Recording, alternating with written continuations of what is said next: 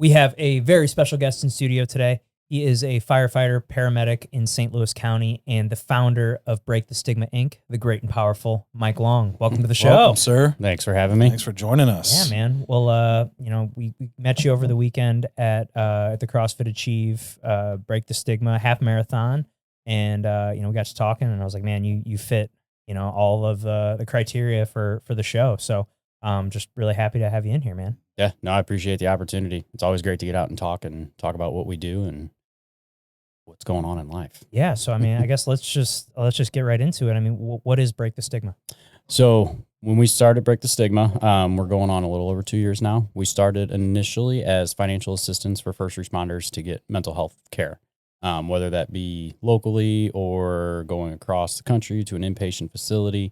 Anything that they need, we covered kind of some of those costs, not necessarily the medical cost, but all of the costs associated with it. Kind of the big kicker for it with me was I had a really good friend that reached out, wanted to go to a facility across the country, couldn't afford his plane tickets. That was the only reason he wasn't going to get help.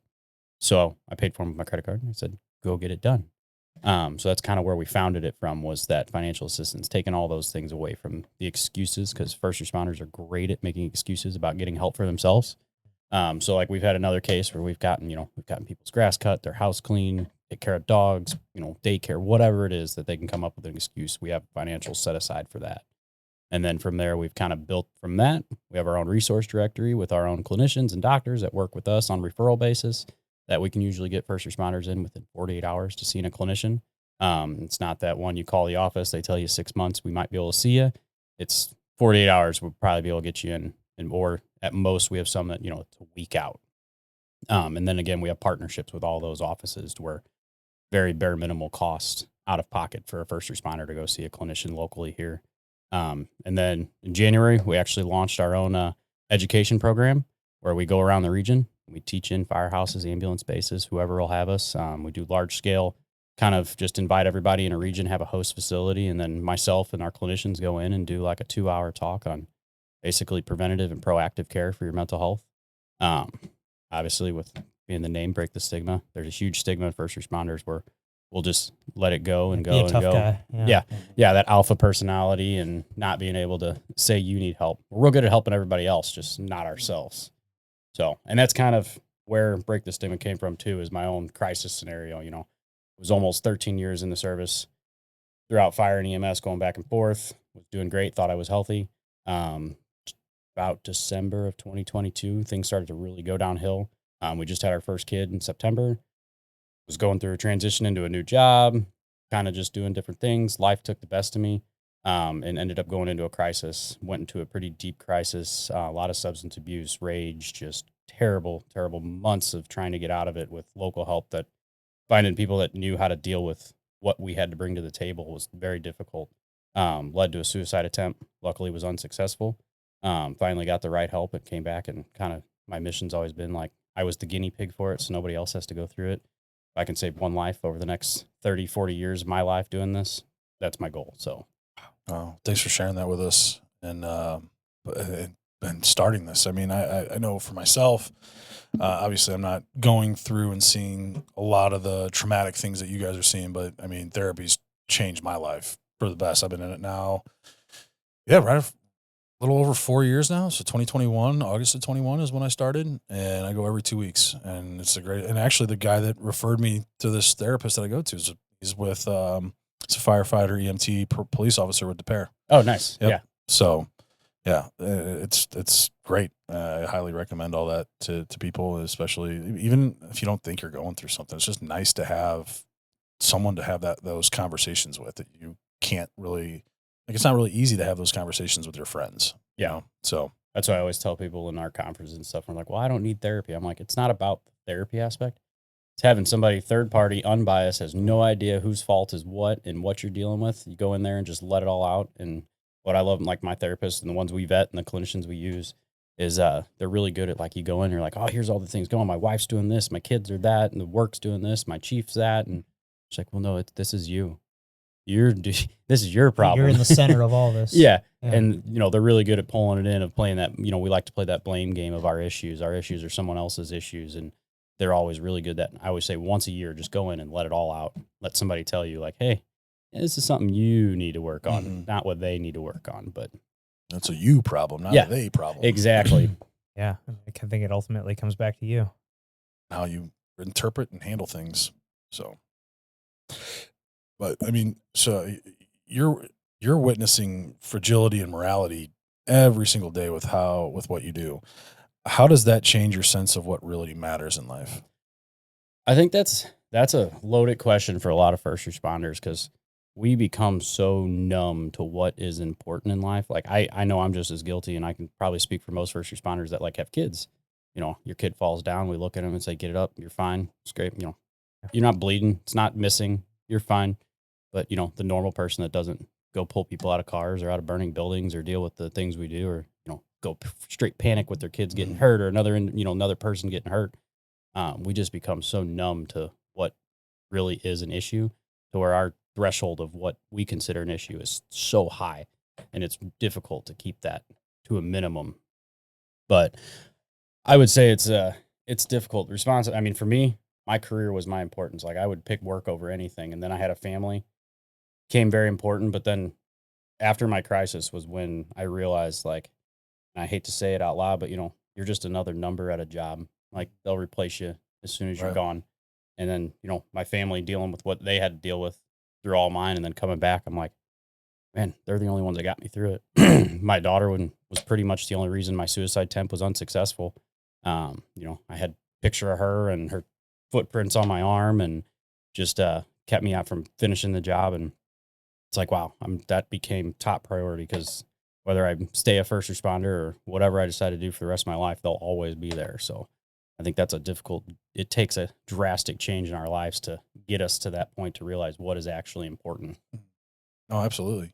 Like, are there statistics and numbers to the, the number of first responders that that need the help but don't get the help, and the ones that do get the help? Like, are there numbers to that?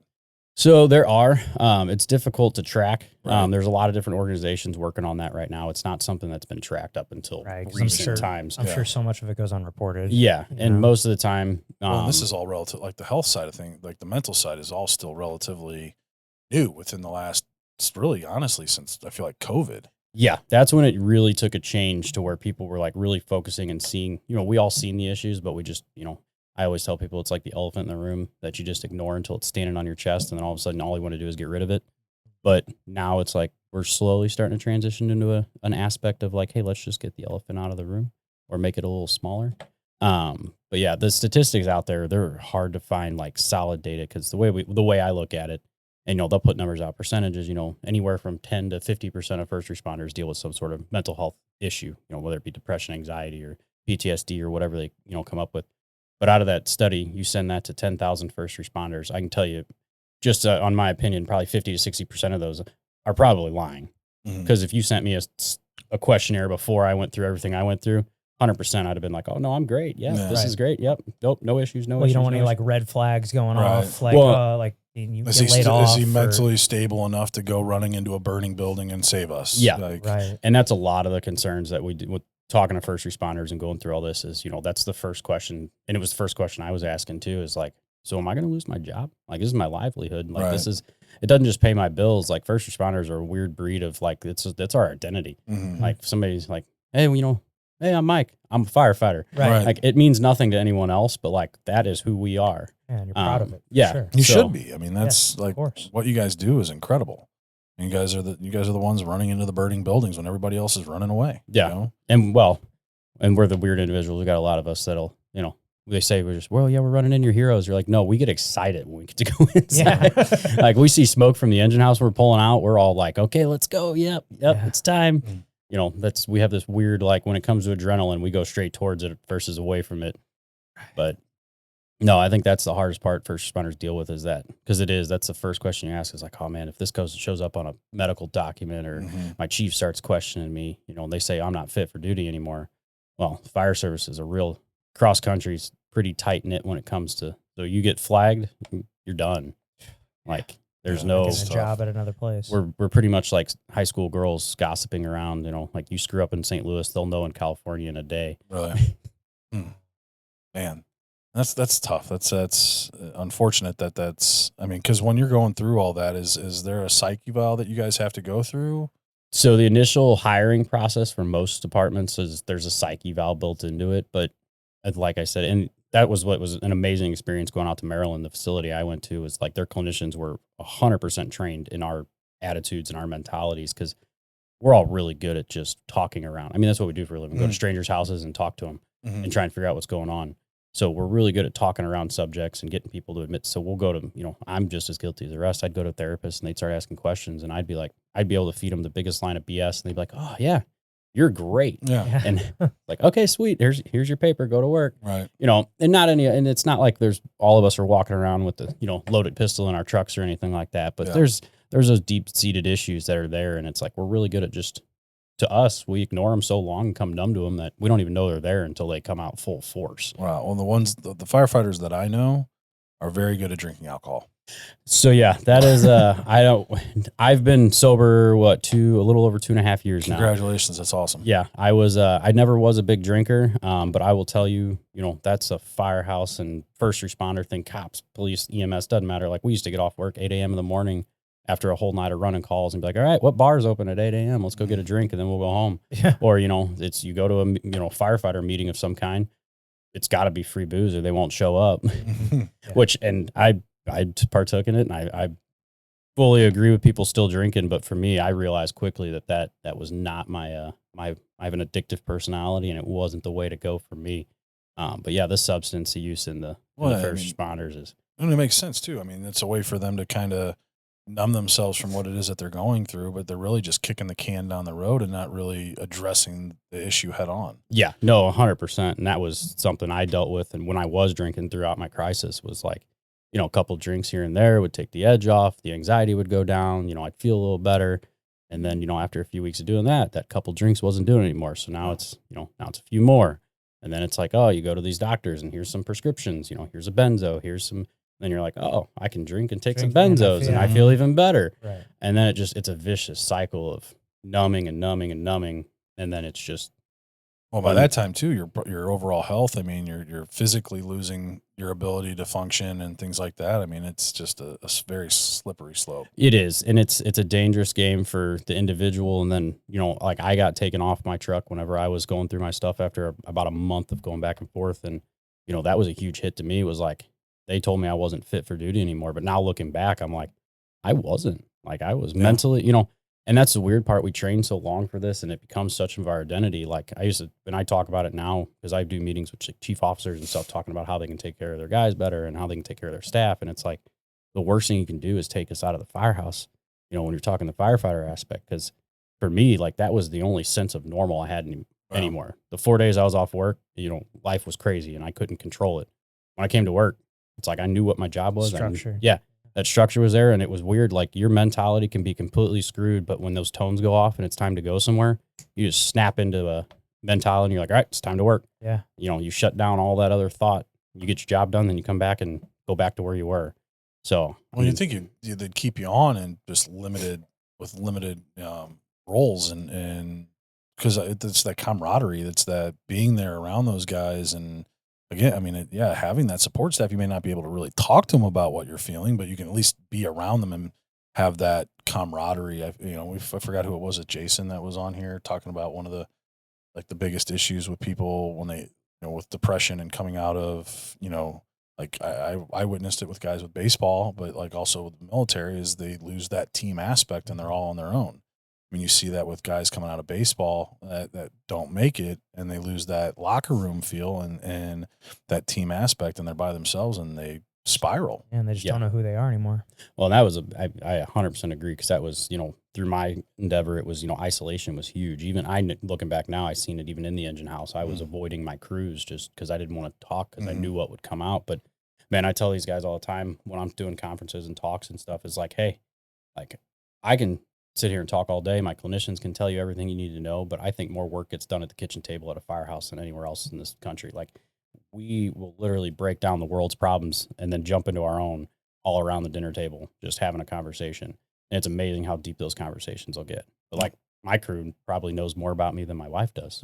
I was going to say, I was like, do you guys, like, have you seen an uptick in the conversations being had around mental health at the firehouse now that you've got this going? And is that something that's, Yeah, especially at my district. I mean, we've had a huge cultural change. It was always kind of on the talks, and it was something that wasn't really put down within our district, but it was definitely something now you can see. It's a forefront thought for people. It's not an afterthought. And that's something obviously I push hard, is that proactivity, because we've always been reactionary, knee jerk reactions when something comes up. Like, oh, now we got to deal with it. How do we deal with it? It's the nature of your job. Yeah. Yeah, exactly. no two calls are going to be the same? Yeah. So it was one of those things, and I would say around this region at least, and all over the country with some of the contacts I have around the country, it's definitely becoming more prominent to have the mental health talks and people being more open in the firehouses about having issues. That's awesome. Well, and I'm going to ask you a question here. It might be one you might not want to answer, but was there a particular instance or call that you went on that kind of led you to your crisis? So yeah, it's a broad question. I think it's because I was officially diagnosed with PTSD when I was out in Maryland. And I fought with that doctor for probably a half hour about, no, I can't have PTSD. I'm not in the military. I've never been shot at. I've never been blown. This was all at home stuff, on the, might be on the streets in the job, but also some at home stuff. And they're like, no, like these traumatic incidents you're going to daily throughout your career are the ones that are they're adding up. And when it comes to looking at the traumatic experiences for first responders, there might be that one call that really sets somebody off, but see something awful. And you just can't get past it. I think for myself though, it was, I have my calls throughout, 14 years now of that. I can look back and I can vividly image the entire thing. If I could draw the scenes for you. If I could tell you what the smells were, I could, those things that'll never leave. But there wasn't one particular call that was like, oh my God, I can't get over this. It was just crazy accident. Yeah, it was just boom, boom, boom, add up. And then you throw real life on top of it outside the firehouse. Everybody knows going home to kids and a wife and dealing with finances and bills and whatever, the stress is there. And then, you go back to work and you're there an hour and you get called for, vehicle accident or a vehicle fire or a house fire. And guess what? All that stress is coming with you. Yeah. You're currently getting your master's in psychology. Yes. That's awesome. How far along are you on that? So I literally just started the master's program last week. Oh, congratulations. Yeah. That's great. So, did you get your minor and all that in psychology or? So my first degree was in emergency medicine. Okay. And it was just, we went to school to be an EMT paramedic, then fire. And they're like, oh, you take a couple more classes, you can have an associate's degree in emergency medicine. I was like, cool, got that. That was about 12, 13 years ago I did that. Okay. And then just after all of this and, it became a passion and, I was reading books and, self-teaching myself about the psychology stuff. And then I started doing a lot of seminars and conferences and going out and doing education. And I'm like, I need, I have the experience, but I don't have the academic education to back it up. Gotcha. That piece of paper that says, hey, somebody taught you how to do this. Yeah. So I was like, it was, I guess it was last January. I was like, you know what? I'm gonna go back and get my bachelor's in psychology. So I finished my bachelor's. I went from an associate's to my bachelor's in 14 months. Nice. Okay. Finished, what was it like with my transfer credits? I think I finished 68 credit hours in 14 months. Wow. So that's a lot. And then, and then I was like, well, I'm this far. I might as well keep going, go to the master's degree and see where that leads me. And, I have all ambitions to go get my PhD after I'm done with my master's. I just don't know what the timeline will be on. Okay. Yeah. Talking about therapy, my therapist is like, hey, slow down. You got enough on your plate, because she's awesome and she works with the charity and helps us out with stuff, and she knows how busy I am. That's the worst part when we do a business talk and I give her my list of all these things I got to get done in the next week, and she's like, I can't be your therapist right now. I got to tell you, I got to be a support, but I can't tell you to stop working so hard. Right. But no, honestly, when I went back to school as an adult, I was like, oh, this is awesome. I love it. Yeah. When I was in school, I hated it. But then learning something, finding that passion and going to school for it, you're like, oh, this is nice. I can do this all day long. And then just kind of mix in the other life stuff at the same time. I have a psychology degree as well. And that's the only reason I probably graduated when I did with college, just because I have a psychology degree, but I've never really had to use it, to be honest with you, other than, just the stuff I've learned through that, dealing with people. But I have a psychology degree as well, and I'm just I never really knew what to do with it. Now that I I have it. But that was the whole reason that I got it, is because it was what I was interested in. And I was Yeah. like, I can actually pay attention to this, and I enjoy learning about this kind of stuff versus, going to get, something in whatever. I mean, sure, I ended up going into business, like actually like in real life, but sure, could I have done that? Would it have helped me a little bit more than it has now? Like, I don't really know, but I just wanted to learn about psychology. So that's why I got my degree in psychology. Yeah. And it's psychology itself, in my opinion, it's just across the world. For sure. In all aspects of life, you can utilize something out of it. And that was kind of the way I looked at it. I can tell you when I get my master's, if that's where I stop, like when it comes to the fire service or EMS, like it does nothing for when it comes to advancing my career. Right. Yeah. It helps, we run EMS calls. We get, somebody that's having some mental health crises. It gives me a little bit of a better knowledge of what to do in those situations. But overall, for my career choice, this was strictly just a passion project and wanted to get the education and just loved it. So I finished it and want to keep going with it. So. Yeah, that's pretty cool, man. Just actively studying psychology and actively living the realities of what it is you're studying. How's understanding the science of all that shifted your view on your own mental health? It has drastically changed my views. Not only my own experience, but the education itself, and just going out and talking to other people is like, wow, like we are so misguided. Like not just the first responders, but society as a whole. We're so misguided when it comes to mental health and how prevalent and how much it's just ravaging the society. But now I look at it and I'm like, my wife always tells me we'll have conversations. She'll go on about something. I'll be like, all right, well, here's what you need to do. Like, here's this, I learned how you need to do this step and this step and, this technique. And she's like, I don't need you to therapy me right now. Yeah. So it's definitely like, now I see it more when I'm talking to people or interacting with people. You can see, oh, that's a subtle sign. I had a lieutenant a while back that, I worked with, loved him to death. And we were talking one day. I was like, dude, did you know you have ADHD? He's like, no, I've never been diagnosed with ADHD. I was like, oh, you don't need to be diagnosed. Like you have it, like without a doubt. For sure. Yeah. And I've been working with him for years. Yeah. And now those things are starting to click. Little things. Yeah. And it's neat just watching and learning, the psychology. Something else I'm doing with psychology, I'm kind of self-teaching myself that neurobiology and neuroscience of it is like how the brain actually interacts with the mental health conditions. And it's amazing when you start learning about how much the brain affects the rest of your body and how just your emotions can just destroy your brain. And then your brain's destroying your body. Right. What is it? You are what you think or whatever it is. Like, whatever you put your mind to, you can accomplish it. I mean, that's the thing is your thoughts. I mean, did you do like the daily meditations and visualizations and things like that? Yeah. No, I remember when I was never a meditator, was never a reader, didn't do any of that journaling. I was like, when I went to Maryland, even they're like, oh yeah, try writing down your feelings. I'm like, no, that's a terrible idea. Like that sounds stupid. By the time I left Maryland, I wrote a 45-page paper about my life with every detail from the earliest memory to the end. And I was like writing it and then going back and reading it. I'm like, oh my God, like it just makes you realize all these other things. And then like the meditation, I remember the first time she told one of my therapists, we were doing a meditation session. She's like, all right, I just need you to sit there for a half hour. No, I don't think I've sat still for 30 minutes in my entire life. And now I'm like every morning or in the evening times or whatever it is, I'm like, all right, 10 minutes to just silence, just relax. Just calm the brain. Yeah. So when you do it at night? It depends. So meditation for me is a lot of just, I might do it in the car. It's not that when people think of meditation, they're thinking, sitting cross-legged with your eyes closed.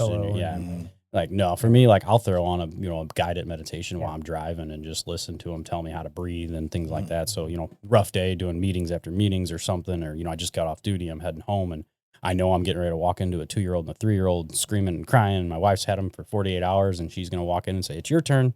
So it's like, even that 30-minute drive home, listen to something calming and walking me through, just bringing everything back to a level point. Morning times, afternoons, it doesn't matter. I just throw it in where I need it. My biggest one probably for meditation is, I do cold baths every night. Love it. But that's like 12 minutes every night. 12 minutes? Wow. Yeah. Well, we do them at work too. And people give me crap all the time. They're like, you're only supposed to do like 12 minutes a week. Yeah. And I'm like, yeah, I know, but I do 12 minutes a night. More's better, right? Yeah, for sure. No, for me, and I've joked about it. I was like, I think it's just habitual for me now. Like, cause I set up a whole ice bath station in my basement. I got I just bought a 2-person one so I can lay down in it and get comfy. just sit in silence Get or comfy. Yeah. 55 degrees and you're getting comfy in it. But yeah, I put it in the basement. It's got its own water line around to it and everything. So it's real nice and it's off to the corner. There's no noise. Kids go to bed. I just go down there and I lay there for 12 minutes and just silence, practice my breathing techniques or whatever I want to do. And it's just nothing. It's like for that 12 minutes, nothing in the world matters except what's going on right now. Do you do what is it? Is it Will Hof? Is that his name? Wim Hof. Wim Hof. Do you do any of his breathing techniques or any of the stuff that he preaches? No, I've not seen his stuff. No. I would be very interested because breathing techniques are godsend. Like So- people don't realize how much your breathing affects your overall physical and mental being throughout the day. He's a very interesting follow on social media, but he's got this huge following. I mean, he talks about, he's constantly pushing the limits of what his body can handle temperature wise and cold. Yeah. Like he's going out in the dead of winter in underwear and nothing else on and just laying in the snow. Yeah. And just laying there. And he talks about and his biggest thing is like being able to breathe through these things and being able to control your breath controls everything else. And so I think if you haven't looked into him, check him out. He's a really good follower. He knows a lot and he's been doing it for decades. Yeah.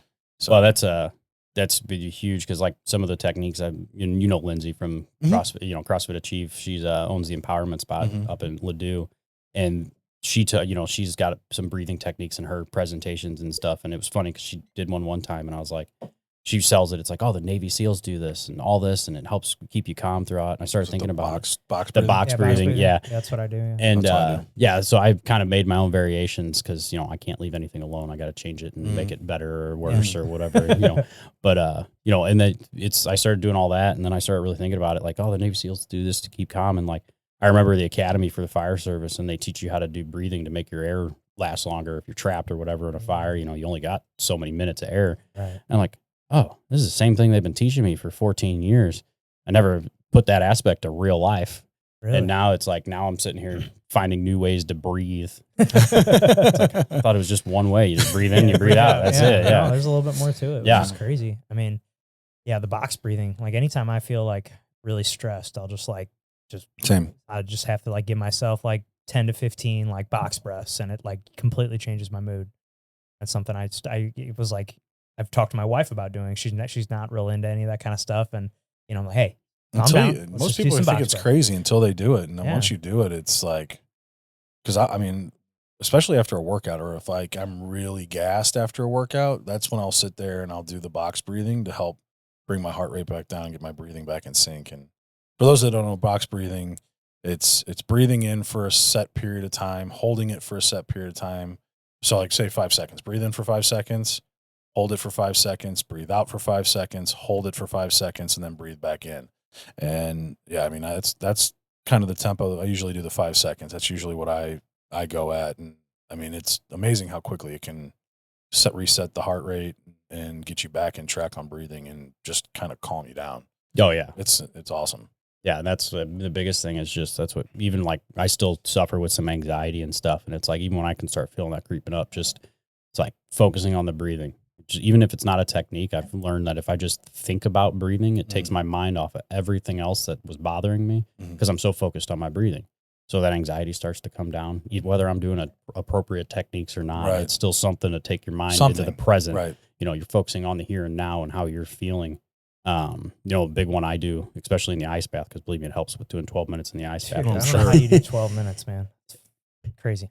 I love it. I struggle to get to 3. I always tell people like you can't do an ice bath and come out in a bad mood. Like it's impossible. Yeah. So it's like if the longer you're in there, I guess the better mood you're in, right? Yeah, that's the way I look at it. But no, I do the psychological sigh or whatever they call it. I think that's the proper terminology where you just breathe in really fast and usually the way you're supposed to do is like breathe in real fast and then take one last deep breath and then 8 seconds out.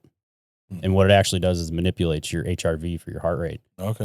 Really? And if the studies out there say if you do it for, 20 or 30 times a night, you'll actually train your heart, your heart to have that heart rate variability within the appropriate ranges. So even if you're changing your diets and changing your physical activity throughout the day, you have trained your heart rate variability throughout the night. So it's like it stays in those ranges that you want it in. Right. Do you wear any? So we each got the Whoop, which measures all that. Do you have any? Does your watch? Yeah, track so that? the Galaxy, it started doing, I guess the new one started doing like the heart rate variability and, your sleep during night and what, how your breathing is during the night and stuff. I don't know how accurate it is because it's not like one of their biggest, it's their new model with all those things on it. I'm like, well, it's at least enough to gauge if it's changing. Something. It's something. And it's funny because like I'll look at it and like it gives me my sleep score. And like it's amazing. Like if I'm at work, my sleep score is, obviously terrible, even if I sleep all night. But, it's funny watching, like I'll look at it and be like, in the morning, like, oh, your sleep score was, 75. And I'm like, I can feel that. Yeah. Like I definitely feel like crap today. Yeah, for sure. Yeah, I mean, I never paid attention to my sleep or heart rate variability, any of that kind of stuff. Same. But I've been wearing this thing for 4 or 5 months now, and it's just something I'm like, I'll feel it if I look at my recovery or whatever it is, and I'm like, oh man, I'm at 20%. I slept like shit. Worked out way too hard yesterday. I can definitely feel it. Yeah, and I didn't even know what heart rate variability was until I like no, yeah. And apparently that's like one of the main indicators for like your recovery is your HRV. Higher, the better. Yeah. And so from my understanding, HRV is just like the variance in between your heartbeats. Right? Yeah. So as your heart rate speeds up and slows, and that's why breathing affects your heart rate variability so much, is that like when you take a deep breath in, your heart rate goes up because you're compressing your lungs are compressing your heart a little bit. So your heart rate goes up. As you breathe out, everything slows down because the compression leaves. So like training those slow or those long, deep breaths out, slow that heart rate down, and then also just help, those through that 10-second breathing, you're speeding it up, slowing it down, speeding it up, slowing it down. So, and I'm the same way. Like I was like heart rate variable. I don't even know what that is. Like, my oxygen. Yeah. When it started telling me my oxygen, I realized, well, I have CPAP because I have sleep apnea, and it's like, if I don't wear it, it's like, oh, your heart rate variability was crap, but you also didn't breathe half the night. So that's probably why. Gasping for air. Yeah. That's another thing I need to look into. Is that get a sleep study done? I snore. Dude, I've been using mouth tape for like probably about a year now, and dude, it's been a game changer for me. I've heard that. I've heard them out. I haven't tried it yet. You sound like you look like a psycho, like taping your mouth shut before you go to bed. but like, dude, and I've seen it like on nights where I'll forget to put it on, or I'll fall asleep on the couch and go up in the middle of the night and not put it on. You can see like with my sleep, like it definitely affects it, especially with wearing this thing. And you kind of look like a psycho, taping your mouth shut, but it's helped me tremendously. I've heard it's helped people with sleep apnea before, so I don't know. Yeah, it forces you to breathe through your nose. Yeah, which I've thought about it before. I got the CPAP and all that, and I was looking into that too. And it's like my problem is like I got to get sinus surgery in October because my sinuses are all screwed up. Deviated septum. Well, I have a deviated septum, and then my 2 lower sinus cavities are apparently clogged and don't open anymore, so they're just full of whatever. Damn. So did you have your nose broken? When I was a kid, but I never could be from that. Dude. I could be. I don't know. I've probably been dealing it with my entire life. And what happens with your nose? It's the same thing that happens with like wrestlers in cauliflower ear. Yeah, like that'll happen in your nose, and you just can't see it as much because it's inside your nose. But you basically have like a lot of fighters get it where they basically have cauliflower ear inside their nose and they can't breathe. That sounds terrible. Yeah. So I mean, you could have something like it could be something like that. Obviously I don't know, but it's I find that people that have had their nose broken at any point, like it could be it. I don't know. No, I'd be curious. Go in and chip that shit out. I'd be curious what all they find in there. He's like, they already signed me up for it. They're like, yeah, we'll just go in and knock you down and we'll just fix everything that's in there while we're in there. And I was like, cool. But that's why I never did the mouth breathing. So I'm like, on my luck, I'll tape my mouth shut and I won't be able to breathe out my nose. And that's a little suffocate different. all night. A little different. Yeah. If you can't breathe out of your nose, I wouldn't recommend the mouth tape. Maybe afterwards. I'm hoping it fixes because that was why I started getting this when I got the sleep study done, because my wife kept punching me all night because I started snoring out of the blue for no reason in the last couple of years. And she's like, it was never like that before? No, like came out of nowhere? Well, it's funny because, and again, I don't know if it's how it's all related. I could probably start breaking it down, but like after I went to Maryland for my inpatient stuff, that's when I started snoring. And I don't know if it's because like I just never slept for the 20 some odd years before I went and got help. Like, yeah, like I never experienced what deep sleep was until, post, Maryland. I don't know, but that's when it all started, was after that I started snoring. So I would like to chalk it up to that I'm getting better sleep now. Yeah, that's for sure. Same. I mean, I snore, and I get my deep sleep and REM sleep are through the roof. His is insane. It's crazy. He'll sleep like 4 hours, and like 3 of the 4 hours will be deep in REM sleep. And I'm like, what the fuck, dude? Yeah. I could sleep for 8 hours and mine isn't that high. Yeah. Like, I never sleep for a full 8. I don't even know what it was last night. I didn't get a chance to look at it, but I know I passed out early last night. Let's see here. Sleep. So I slept for a total of 8 hours and 49 minutes last night. Damn, dude. Of which 5 hours were deep sleep or REM sleep. Oh my God. Yeah, that's Ton. pretty good. Yeah, I'm like lucky to get like an hour and a half of each. Yeah, I could Like, get that if I stayed in bed for like 14 hours maybe. Yeah, but- like I rarely get a full 8. I'm like usually somewhere between 6 and 7. That's the first time I've gotten 8 hours of sleep since I've had this on. I don't even know how long it's really been since I've slept that long. I was out last night. Yeah. I always get my longest nights of sleep when I end up falling asleep on the couch because I end up like falling asleep before I intend to. Yeah. You know? Yeah, you get that extra few hours mixed in there Yeah, because like you're on the last night couch. I woke up at like 1 a.m. and walked upstairs. And I mean, but that's honestly, I do that off. But I've realized when I do that, I get like my sleep scores are better, you know, because I don't know what it is. But yeah, man, it's just sleep is so important. And I never really paid as much of attention to it just because like I didn't have like a metric to measure it until I, started wearing these things. So I mean, if you're someone out there interested in, your sleep or want to maximize your recovery and stuff, I think I'd recommend getting one. I've been a big fan of this Whoop because I like it because you can wear it. You can wear it like I wear it when I do jujitsu and wrestle and stuff because like they have underwear that you can put it in and like because this thing like pops out of here and you can put it in an armband or underwear. Or they've got like sports bras for women where you can put it and it's like pretty cool. And it's really not that expensive. I mean, it's like $240 for the year. So it really comes down to like $20 a month. Yeah. Which is like, which is the same with any other health though. It's like, oh, $20 a month. I don't want to pay for that for my health. But then you look back at it, look how much it's improved your sleep, just being conscious of what your sleep scores and stuff are. And go chug a fucking 20-ounce sugar cup of coffee. Yeah. Spend $20 a week on that shit. Yeah. all day. Like, Yeah. I mean, I'll spend $20 on snacks at the gas station like an asshole. Yeah, exactly. And it's amazing though when you tell people like, hey, you're going to take care of your health, but it's going to cost you X amount of dollars a month. They're like, oh no, that's not worth it. Like, oh, but but you this going and out that. to drink. And as I'm drinking an energy drink, it's like I'm just as guilty as the next. You gotta try one of these bad boys. Yeah, we'll get you one when you leave. Yeah. They're really good. It's a new tonic. It's a productivity drink. Think of like a dick pill for your brain. Oh, there you go. Yeah. I don't know if I need any more energy in my brain. That's my biggest problem. Yeah. So I see a functional med doc and he actually put me I'll give you that. Like you want to talk about spending money on your health and like really having to justify it as, that's, you don't have, it's not covered by insurance or anything, but my God, that man changed my life in like 6 months. Dr. Sheen.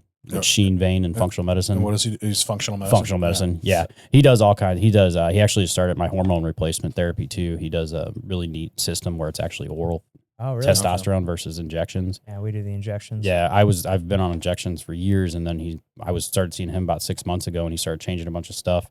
He's like, hey, stop taking your injections. I got an idea. He's like, let's see what your levels get down to. Of course, they dropped to like 200 and something because they're just terrible. And he put me on these orals. They're apparently the way he, tells you it's safer. It doesn't cycle through your liver. It's all these, had all these benefits, and then it's easy to regulate throughout the day. And it's been a game changer on my hormones. Like a weekly pill, daily?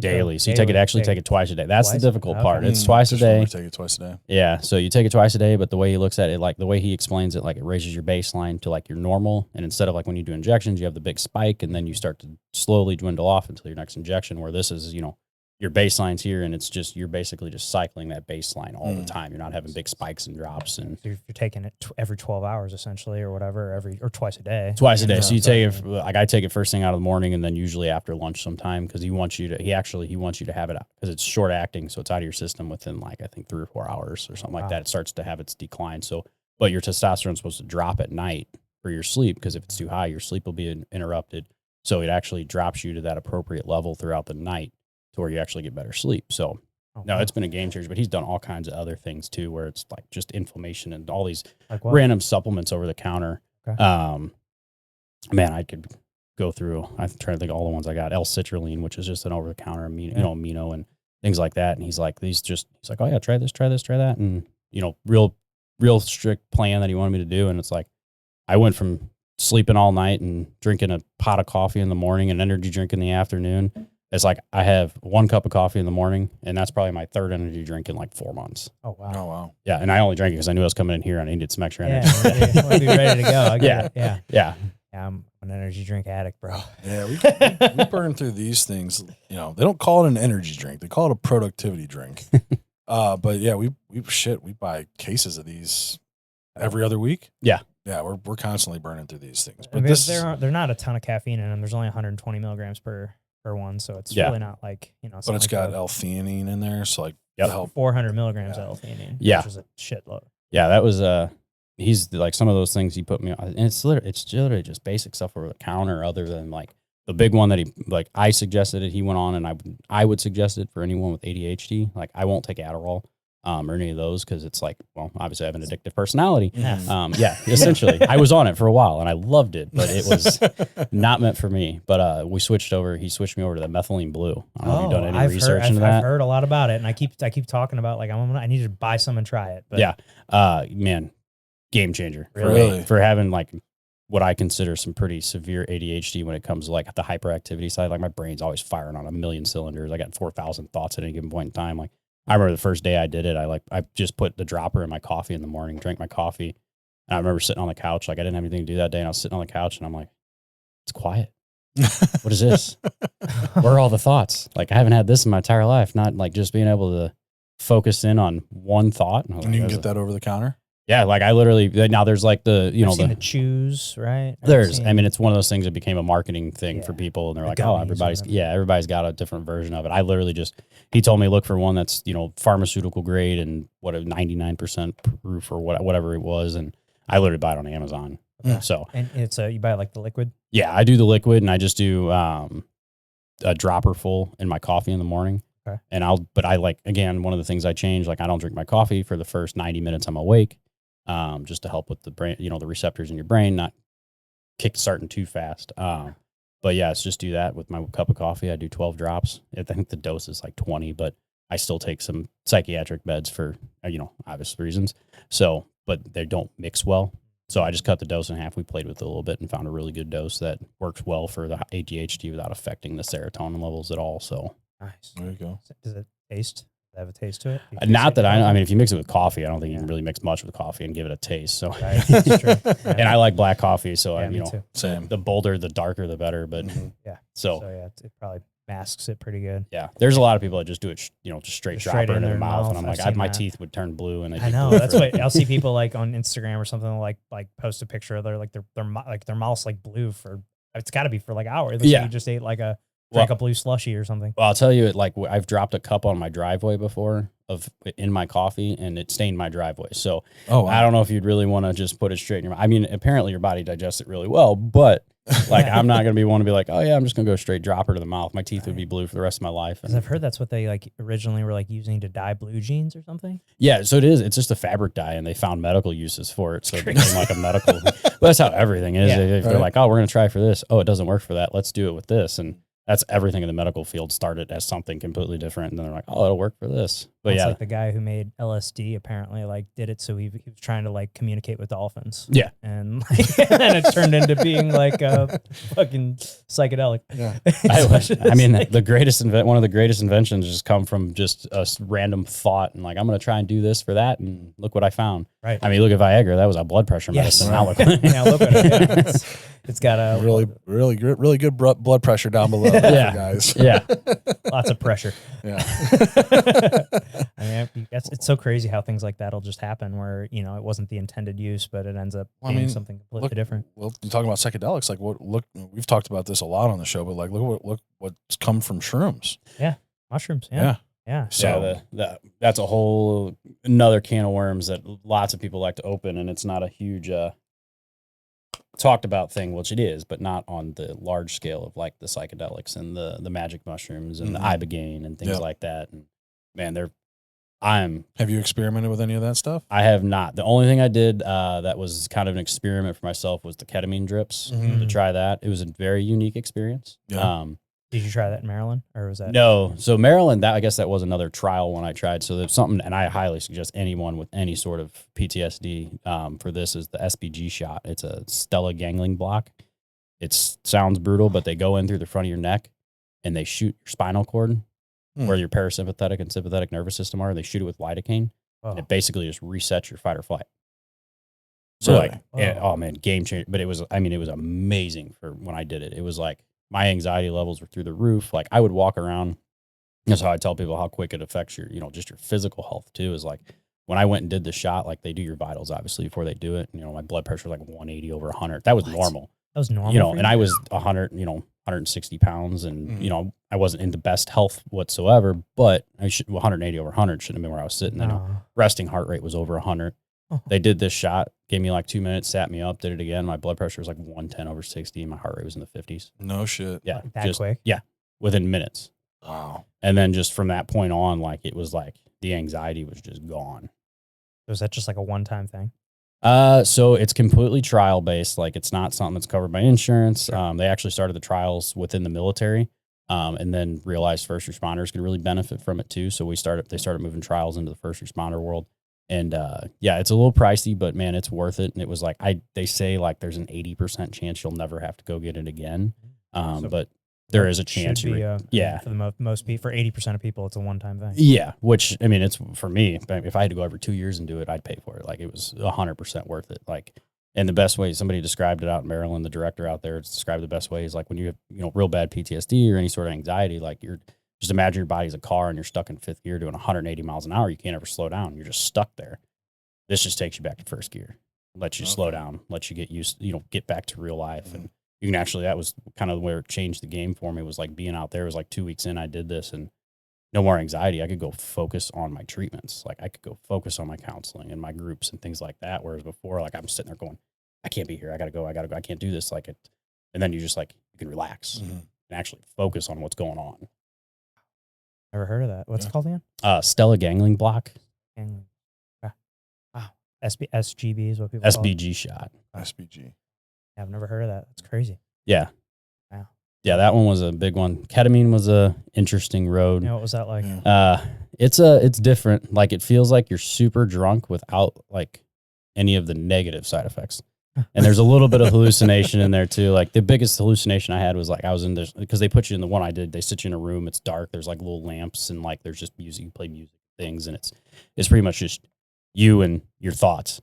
And then they start the dose, and about 10 minutes in, you're like sitting there and like intravenous? Yeah. Okay. And then like you're just sitting there, and the room starts to kind of expand, and like all of a sudden you're sitting in a warehouse instead of a little big room. But man, it was a neat experience. I think the biggest thing I got out of it was, again, that relaxation state where like I could focus on something that was an issue and not have that immediate physiological response to it. Like I was able to like work through some of the thoughts.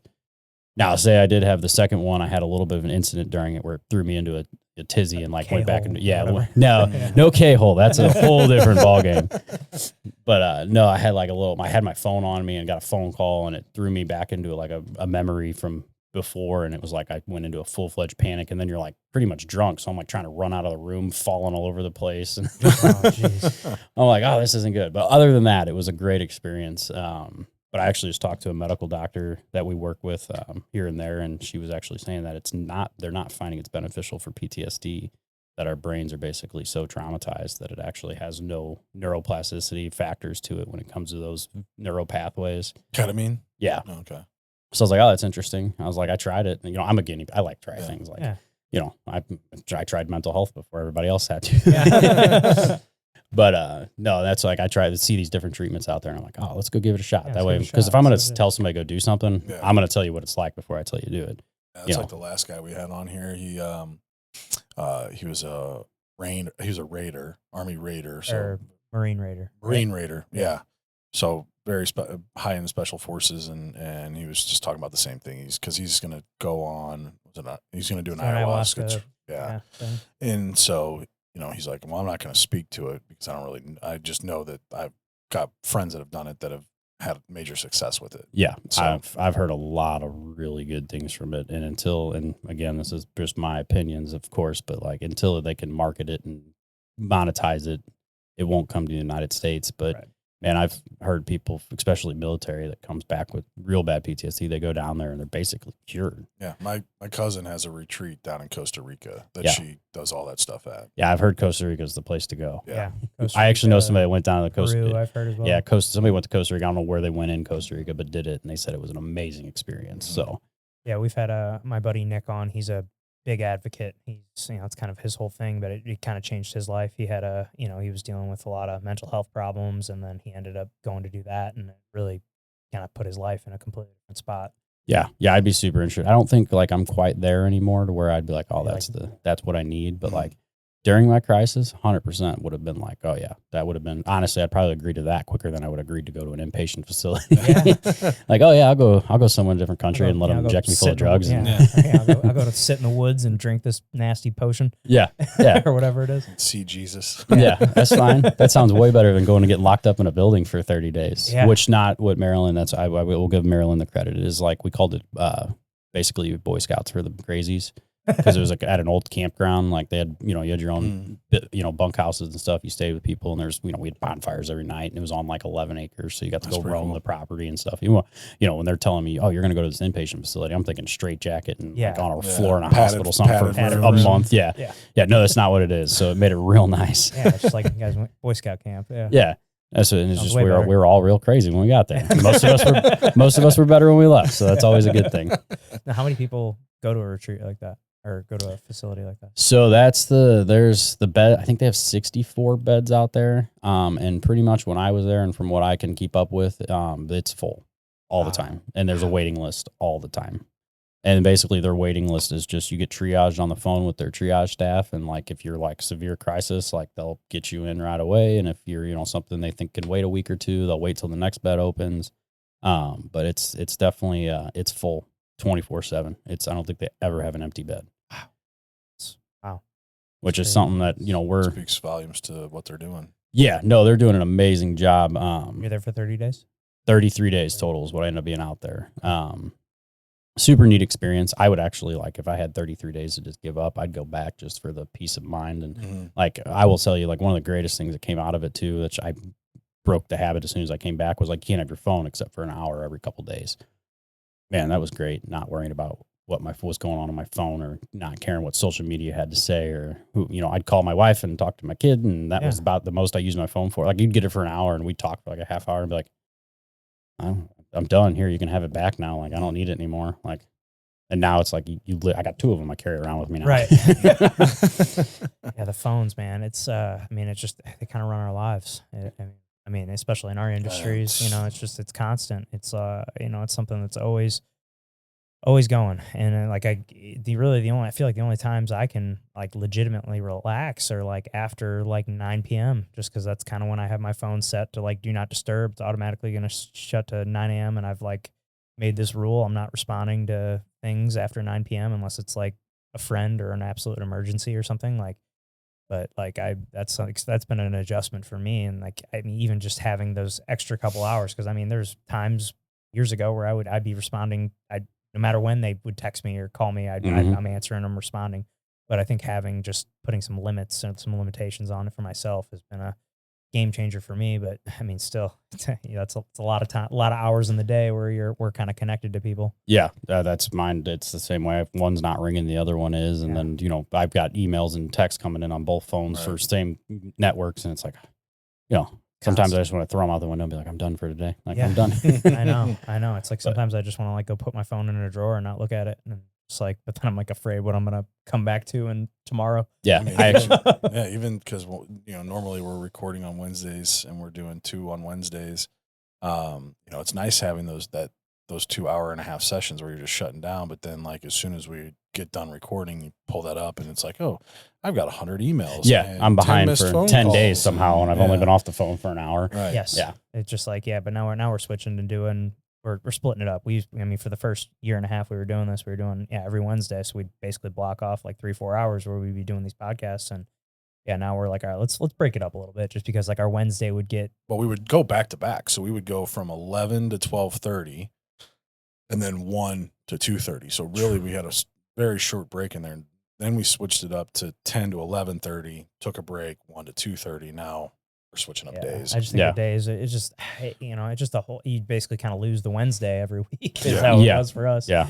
And now I'm With happy your that we're kinda, training. yeah. And now, well, I got some jiu-jitsu competitions coming up and I want to be able to train on when, be able to get more training in. So we're breaking it up. But yeah, I think it'll be good for us just having to, spread it out a little bit more, even though I enjoy doing these and I look forward to them. It's just like, but then they're, I get out of here and I'm like, I got to go pick up the kids and Yep. I have a million text messages and emails and phone calls to respond to. And then I end up, being on the phone all Wednesday night when I should be hanging out with my family. Yep.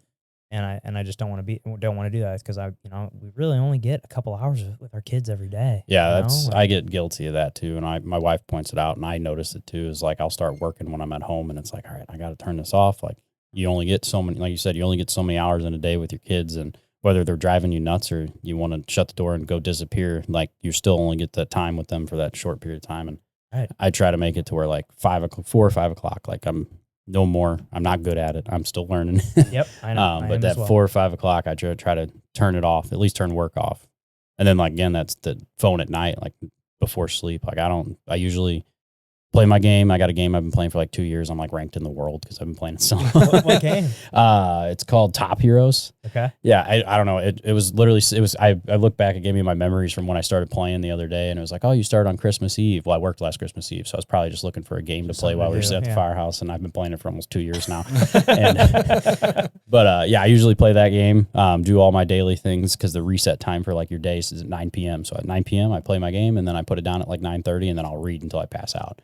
That's been a game changer on my sleep too. It's just keep it away from, we'll just keeping that phone out of my eyes before I go to bed. Like, cause I get I do a whole talk on social media in one of my classes I do about how, you stimulate your brain off that, not just the blue lights and things like that, but the information you're taking in. Like I won't touch my phone for like the first half hour I get out of bed, because it's the first half hour, in my opinion, for your mental health is like setting the pace for the day. Like that's where you set your mood.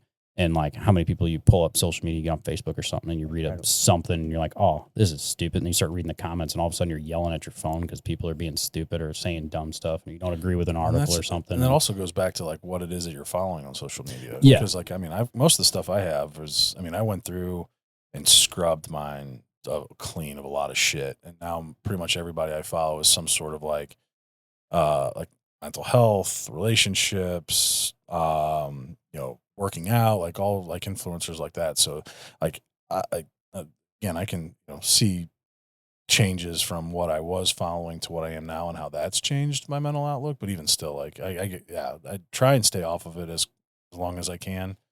But I know it's usually pretty quick before my phone starts blowing up with emails and text messages. That's the hard part. Like I usually pop it open and see what like the notifications are. Like, is it text messages and emails, or is it all social media notifications? Like social media can wait. Text messages and emails, I at least got to see if it's important or not. But yeah, man, I've spent so many mornings where I get up and I get sucked into my phone. I waste a half hour of my morning because I'm sitting there scrolling or replying to stuff, and then I'm mad because I'm working all morning and I haven't even got my coffee yet. Yeah. And I'm not a morning person by any means. So so if I don't set my pace early, it gets bad. Yep. I'm very similar. I'm guilty of that for sure. Looking at my phone first thing in the morning, I need to stop doing that. I've been saying I'm problem is it's my alarm. Yeah. I just need to give him an alarm clock. And I put need my to phone get. away. Well, that was something I saw. It was actually Chris Williamson was saying it was a complete game changer for him. Was like sleeping with his phone in a different room. Yeah. Which is like, man, like that's something I certainly don't do. No. My phone is right there. Like it's what wakes me up. It's like, and then you play all these games. It's like, what if I get a call in the middle of the night? But like, how often do I actually? Does that actually happen? And then you get the what if, the one time you take it out of your room. Yeah, what if the one time I do this, I miss a call? Me at 2 a.m. My dad, whatever it is. Yeah. And that's a worry, but how much better would it improve my life? I don't know.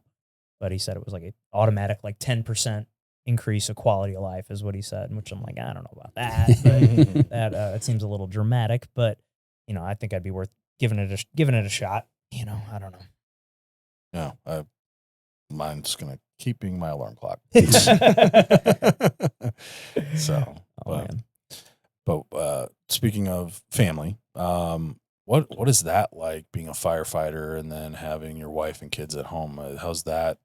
It's got its times. It's difficult. So you do 48 hours. Yeah, we do 48 hours on, and then we got 4 days off. Okay. But like for me, it's like I do 48 hours on, then I run the charity, I work a second job. Like, so I might be gone 60, 70 hours a week, if not more. But I think the saving grace we have nowadays, and just going back to the phones, is like the FaceTime. Like I can FaceTime my girls and talk to them, and at least they, feel like I'm not completely absent. Right.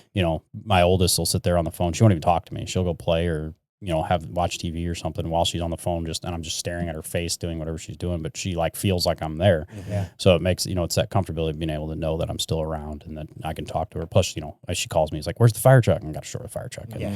So it's neat. And I think that makes it, I know on my wife's end, and it's something I was guilty of for years until recently. And I still fall victim to it, is like, she's got them for 48 hours that I'm just gone. And like, I always give her crap because they always say, well, firefighters just go to work and hang out with your friends and take naps and maybe make good dinner. But like, I still have to work for 48 hours sometimes.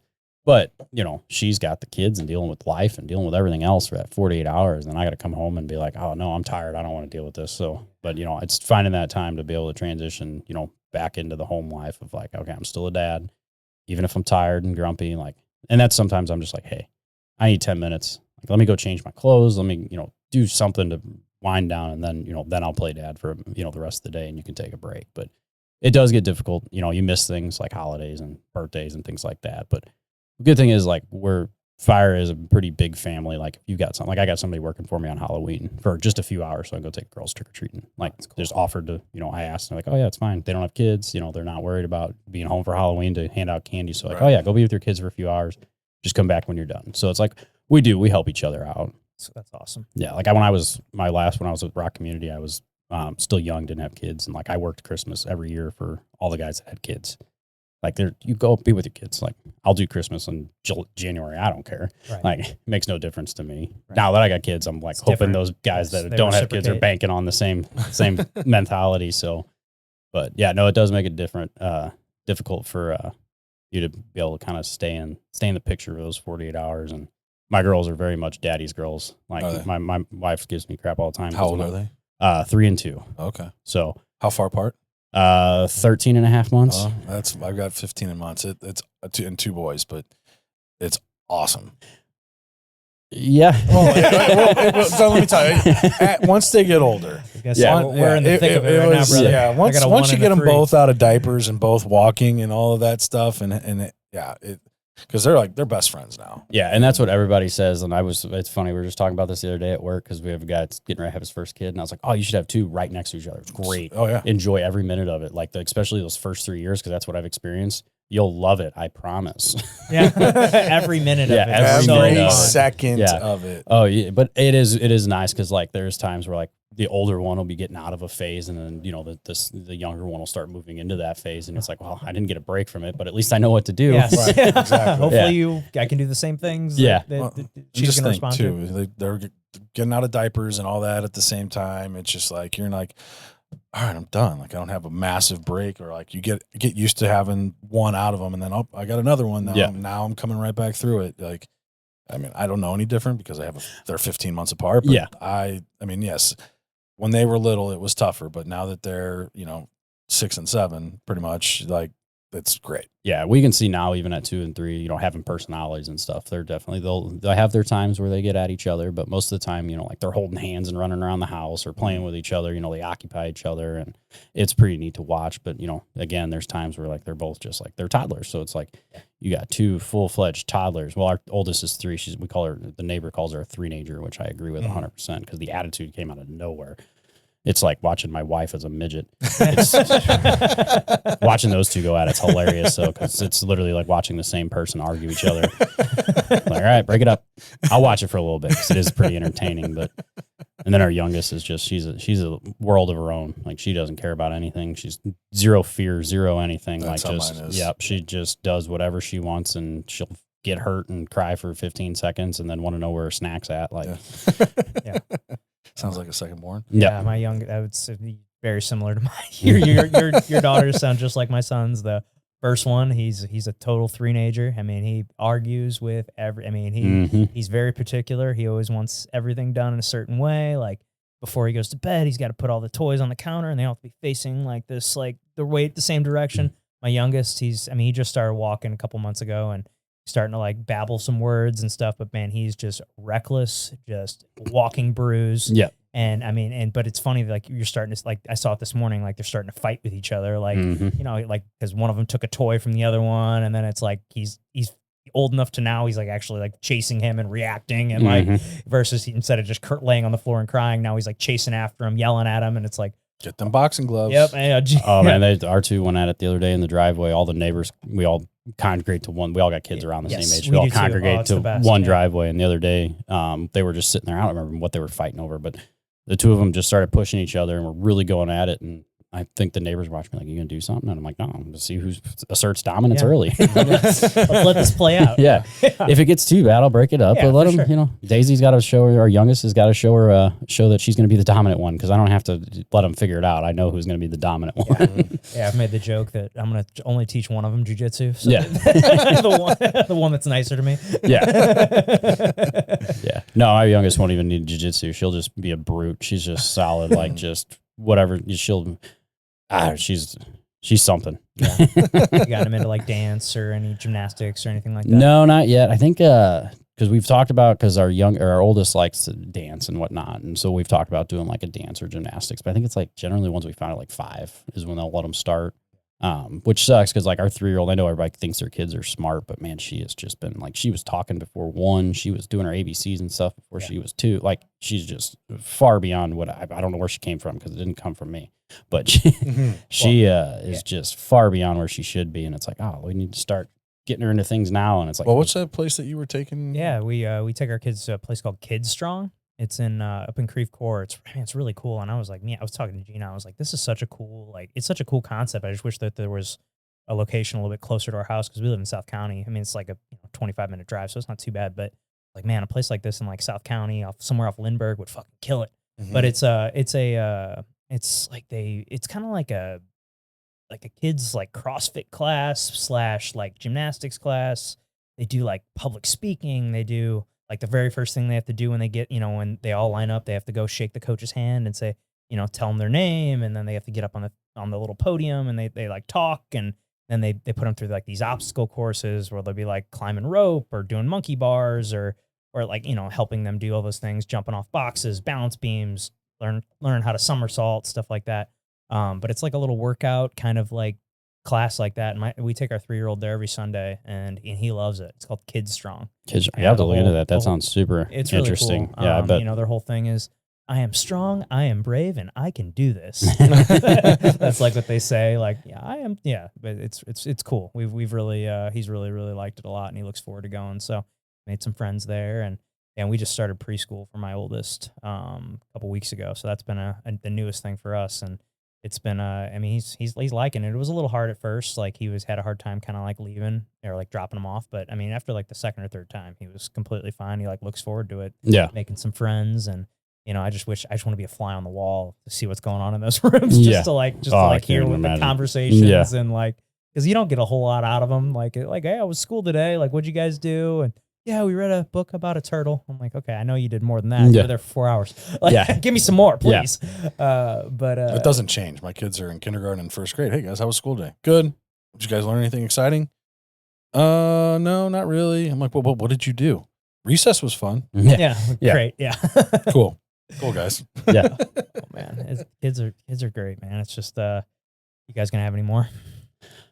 Ooh, that's a loaded question right now. Oh, bro, we're having the same thing. I'm like, I don't know, man. I think 2 is great. That's where and she's like, no, I want more. Yeah, that's 100% where I'm at. My wife's 4 years older than me, so she always gives me the biological time clock. Like, she's run out of time, and it's like 2 is really good. And I've told her so we had a lot of issues with our pregnancies and things like that. We've lost a handful of pregnancies. We actually lost one this year, and that was kind of like we did that, and I was like, oh yeah, we're having a third. Like I'm on board now, and then that happened again, and I'm like, and I'm done. Like this is just the emotional stress of it. But honestly, we talked about it, and I was like, I even talked to my therapist about it. I'm like, honestly, it's all selfish reasons that I don't want another one. Like I have what little bit of time I have, I enjoy. The little bit of money I have, I enjoy. Yeah. Yes. So like, having a third one, like as much as I'd love them to death, it's like, oh man, it's a whole new life struggle of finances and time and starting over kind of from that baby stage. And that's where it's like, And then you've got, the two that at 2 and 3, you're just constantly moving with them and doing things and new things. And it's like, oh, now I'm going to start over with a baby that's completely, like, for lack of better terms, useless. That's completely relying on me to stay alive. Right. And then I have two that aren't relying on me, but still need me to stay alive. Yes, exactly. Because if you don't watch them, somehow they'll manage to hurt themselves. But 100%. But so no, it's definitely a mental struggle for me on which way I want to go. I kind of was one of those, if it happens, it happens. I'd be fine with it, but I'm not exactly like pushing for it by any means. Yeah, for sure. Yeah, I'd say we're similar boat. I'm done. That makes it tough when it comes to dating, though. I mean, like, I've got 2, and I'm not opposed to dating somebody that has kids. I just don't want. Like, again, for the same reason, selfish reasons, really. Yeah. But also just like the thought of being almost 40 and starting over with a new baby. No, thanks. No, I mean, because I was 30 when Connor was born. So for me, that's a good age. Like, by the time they're like, I can still be fit. Like, I'm like in shape and work, like play with them and do all those things. I'm like, once I get to 40, but like, I'll be pushing 50 by the time this kid's graduating high school. I'm going to be, I don't know. I just don't want to go through that again. I don't want to pushing 60. What'd you say? You'd be pushing 60 if you have me at 40. Yeah, pushing 60. What am I thinking? Math isn't mathing right now. I'll be almost 60. Yeah, I'm like, fuck that, So, that's how my parents were. I mean, they were older when they had me, but I always look back and remember, like, hey, they couldn't do a lot of the things that my other friends' parents could do, and like, I don't want that. Plus, now, like, I'm having a child. Would be having a child with a completely new person. That kid's going to stay with me. Like, my biggest fear is like this new baby's going to be with me 24/7. I got my other 2 that are bouncing back and forth. And I don't want them to ever think like they're not, like, I don't love them as much because they're not with me all the time. Like, that's one of my biggest fears, that my kids aren't ever going to feel like they're loved because they'd be bouncing back and forth. And my ex-wife and I both have had this conversation, and for a while, her and her partner were thinking about having a kid, but I don't know if that's going to happen, but I know for sure that I'm not. Yeah. So that's gotta be hard. I guess it's something I never thought about, where you have one that's going to stay with you all the time. And then, if the other 2 are coming and going, it's like, really tough. Things shift when you get divorced. The way you think about things is a lot different. So yeah, I can only imagine the difficulties that the new difficulties it instills. So yeah, I mean, and that's the thing is I mean, like I said, I have a great relationship with my ex-wife and her partner. We get along very well, and it's just they're happy. I haven't met somebody yet that's given me that lovey feeling again. So it's just like you start thinking about this stuff as you start getting older, like. And then once you're dating and you start meeting you're going on dates with these women and you're talking to them and finding out what they want. And like, I'm one that's going to dive deep real quick because I don't want to waste my time. I don't want to waste your time. Like, let's get this heavy shit done and out of the way. If we're compatible, cool. We're going to move forward with this. If not, hey, we wasted a week or 2. Okay. Like, it's not like it's going to kill anybody. But yeah, I mean, having those deep conversations very, very quickly allows you to like really find out, like, they'll date a lot of women that still want kids, and they're pushing that biological clock, and I'm just like, I'm sorry if that's what you want. Like, great connection, but you should probably go find somebody else. Priorities, what's priorities first. Right, I don't want to keep that from somebody. They're gonna fucking regret me as they get older. Like, that's a difficult one I deal with having another one. Is like, I always think to myself, is my wife gonna regret me if we don't have another one in 10 years, or am I gonna regret keeping it from her, or do we have one and all of a sudden it turns everything into a nightmare and, life spirals to the worst? It's like, oh, man, there's something. Again, we go back to those what if scenarios. Yeah, you just don't know. Yeah, man. All the things that nobody wants to talk about but needs to be talked about. Yeah, exactly. Oh, it's these conversations, and I always tell people, like, when we do education classes and stuff, like, my favorite ones is when I don't finish my presentation. Because people are so interactive, and we have conversations just like this, where somebody brings up a topic and it just spirals into all these different conversations. Because it's funny how when you get people in a room and just bring it up and have that open, that open forum of, you talk about whatever you want, the stuff that'll come out of people's mouths, and it's like, oh, that's awesome. Yeah, like, it's not awesome that you're dealing with whatever you're dealing with, but it's awesome you were comfortable enough to let that out. Because there's conversation. These conversations be happening every day. For people. 100%. And I think people would have less issues overall if you just had the ability to get it out. Oh, absolutely. It's not even looking for a solution. It's No. just being able to say, hey, this is what's bothering me. Just put it out there. Yeah, it's those natural conversations that are always the best. Like not the ones that I would imagine it's the same way when you're teaching a class. Just like when people are interacting and you're not even really getting to the content that you want. Like, I mean, for this, like, yes, we come up with a handful of questions that we want to ask people, and we always have more kind of like loaded in case there's like a lull in the conversation.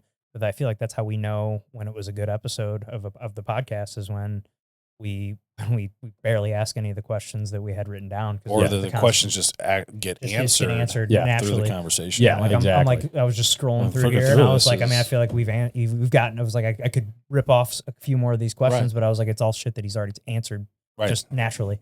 So it's that's how I always know it's a good one is when we just Just just flow. flows, Yeah. and it's great. But I know you were talking about before this about wanting to start a podcast. I think you'd be really good at it. Yeah.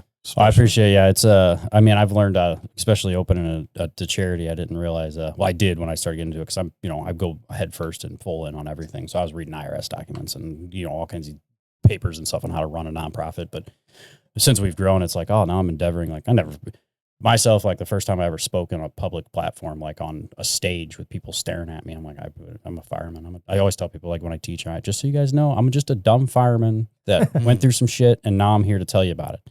But man, like when we endeavor into these new things, it's awesome. Like, and that's where the podcast came from, was just kind of like something again to open the platform for people to have a conversation or hear someone else have a conversation that understands that. That was the biggest thing I dealt with, was like I felt alone, even though I knew there was people all around me dealing with the same stuff I was. Like every time somebody asked me what's going on, it's like, you wouldn't understand.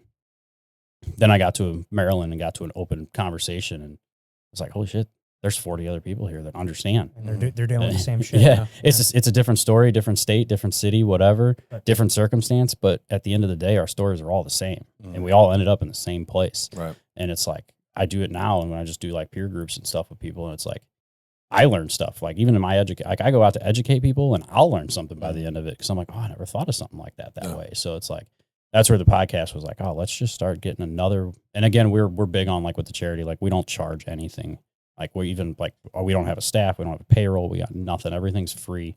The only thing that comes out of people's pockets is if we do charge a copay for like therapy. Our therapists all have sliding scale rates, and we try to keep it like a bare minimum where it's some sort of buy-in for the individual. But like offering a podcast would be like offering another free informational or yeah. educational. We just started on our last series of education. We started videoing it. So we can put it up on YouTube. So if people can't join us, they can at least watch it. Cause I'm not going to charge for you to watch my YouTube channels or whatever. Cause that's not the point. Right. The point is to get you the information. So Not trying to monetize it. yeah, I'll tell you, our first help. one that we launched, it was real screwed up. Cause, when I bought new cameras, a new camera and all kinds of stuff to do all this stuff, new mics and all this. I got so excited. I went first on our education, and instead of hitting record, I hit power.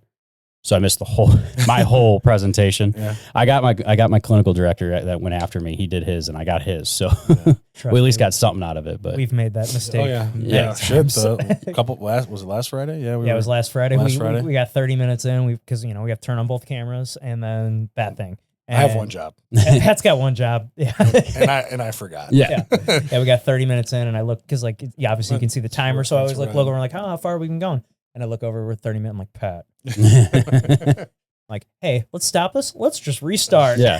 Do you remember everything you said? Yeah, Let's do it again. Do it again. Do it again. Yeah. Believe it or not. Yeah, honestly, he he did. told all the same stories again. Yeah. So yeah, it was great. In the Yeah. exact same way, exact same mannerisms. Oh, was see, like- I could was never like, do holy that. Shit, this is impressive. Yeah, it was awesome. That's like when I teach, I always tell if I have somebody that comes in, because I've had people that show up to like a couple different ones I've done, and I'm like, have you been? And I always ask, has anybody seen me talk before? And they're like, yeah. And I'm like, I promise it won't be anywhere the same. Slides might look the same, but my brain is not the same today. So we'll talk about something completely different, I promise, because I don't know what I talked about the last time we talked. So Yeah. Well, no, I think a podcast for you and what you're talking about and everything would be great. I know that we've got one that's through the same production company with a police officer called Built Different. Colin Ledbetter, he was shot and killed. yeah, I know the last Yeah, name. he was with Speece. They were partners originally, but he has a podcast that he does and talks. And basically, he's doing something similar. Actually, we should probably connect you guys because I know that he goes around and talks with police departments about the mental side of things. Yeah. And mental health, because that's what he's struggled with since coming back from it. And so I'll have to connect you guys Yeah, for together sure. because I think you guys, he could I think you guys could partner up and do something pretty cool. Yeah. So- No, that'd be awesome. Yeah. I'm game for anything. I love the opportunities to be a lot and get out and, talk about what we're doing and just getting these conversations started. Cause Absolutely. that's biggest, even if somebody on, over the air hears us talking about it and brings up a conversation in the car they're in or at the table they're at, Right. and it's like, oh, we did our job. Like Right. that was the point. Yeah. And that's what's cool about this too, is it's going to be recorded and it's going to be out there forever. Yeah. And, we just want, when we started this, we're like, we want to bring positivity back to like, especially manhood and fatherhood and things like that. Cause it's gotten negative for so long. Yeah. And so that was always our biggest thing, was like, we're going to keep things positive. We're Yeah. going to have good guests. We're going to have good conversations, but it's going to be positive. Yeah. So I know that doesn't always sell, but hey, No, if it negativity reaches- sells, but positivity Yeah. is where you get. If it reaches somebody and makes a difference, that's all. If one person, that's all that matters. Yeah.